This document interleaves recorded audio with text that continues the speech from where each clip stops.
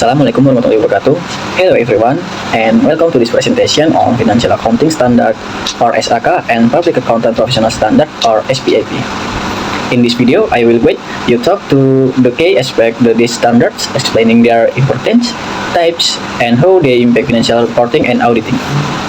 Even though in this recorded presentation, I encourage you to take notes and reflect on the information shared.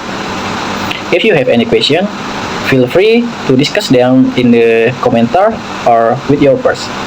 Now, let's begin our discussion on financial accounting standards and public accounting professional standards.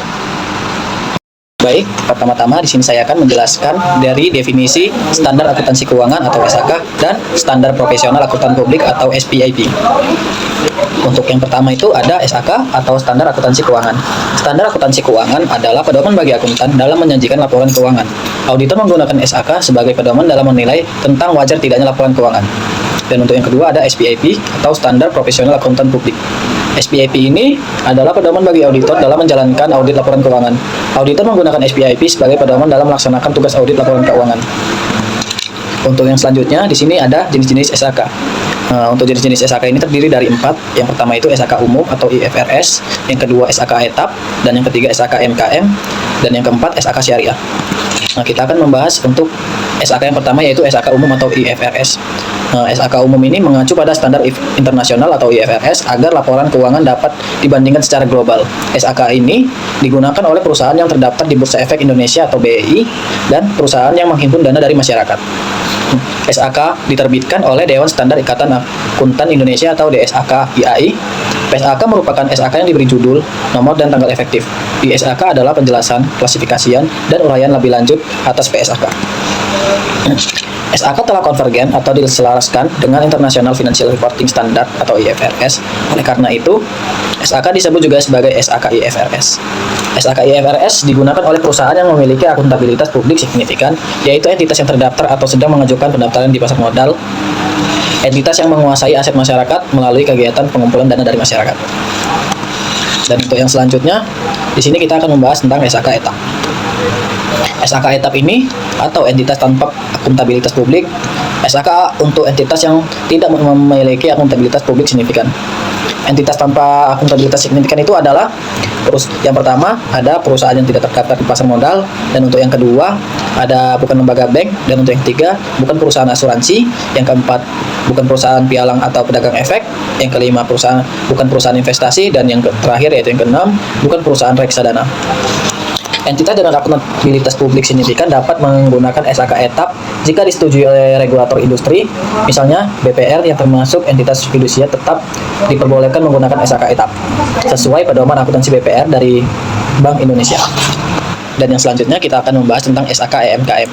SAK EMKM ini adalah entitas mikro, kecil, dan menengah, dirancang untuk entitas yang tidak atau belum mampu memenuhi persyaratan akuntabilitas yang diatur dalam SAK etap, atau telah memenuhi syarat untuk dapat menggunakan SAK etap tetapi belum mampu menerapkan SAK etap.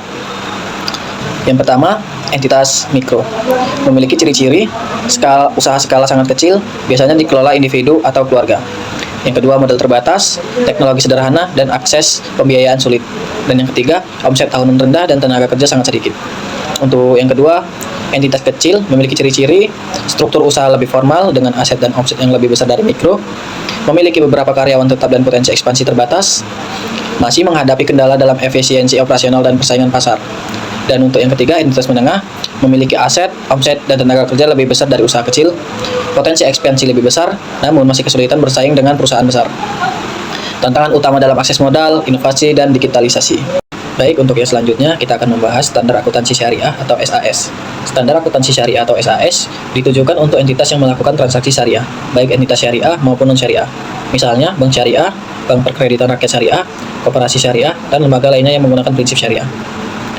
SAS mengacu kepada Fatwa Majelis Ulama Indonesia atau MUI. Saat ini terdiri dari PSAK 100 sampai PSAK 106 yang mencakup kerangka konseptual penyajian laporan keuangan syariah, akuntansi murabahah, musyarakah, mudarobah, salam, dan istisyana.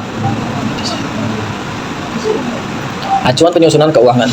Di samping mengacu kepada SAK, penyusunan laporan keuangan juga harus memperhatikan acuan lain yang sifatnya melengkapi atau memberikan penjelasan atas standar akuntansi keuangan seperti buletin teknis, yang mana buletin teknis ini memberikan petunjuk teknis tambahan. Untuk yang kedua, peraturan pemerintah untuk industri, regulasi khusus untuk sektor tertentu, misalnya PP nomor 71 tahun 2010 untuk akuntansi pemerintahan. Pedoman praktik industri, yaitu contohnya pedoman akuntansi perbankan dari Bank Indonesia. Baik, untuk yang selanjutnya kita akan membahas tentang SPIP atau Standar Profesional Akuntan Publik, yaitu standar yang digunakan oleh auditor dalam melakukan audit laporan keuangan. SPIP diterbitkan oleh Institut Akuntan Publik Indonesia atau IAPI yang terdiri dari yang pertama standar audit atau SA, yaitu digunakan dalam audit laporan keuangan.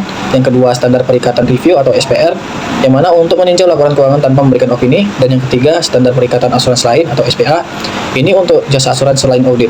Dan untuk yang terakhir yang keempat yaitu standar jasa terkait atau SJT untuk jasa non audit seperti penyusutan laporan keuangan. Untuk slide yang selanjutnya ada standar auditing. Standar auditing adalah standar atau ukuran mutu bagi auditor dalam melaksanakan audit atas laporan keuangan. Terdapat 5 komponen penting untuk setiap standar auditing. Yang pertama itu adalah pendahuluan, yang mana menjelaskan ruang lingkup standar. Untuk yang kedua, tujuan, yaitu menjelaskan hasil yang ingin dicapai dalam audit. Dan untuk yang ketiga, definisi, yaitu memberikan penjelasan istilah-istilah penting.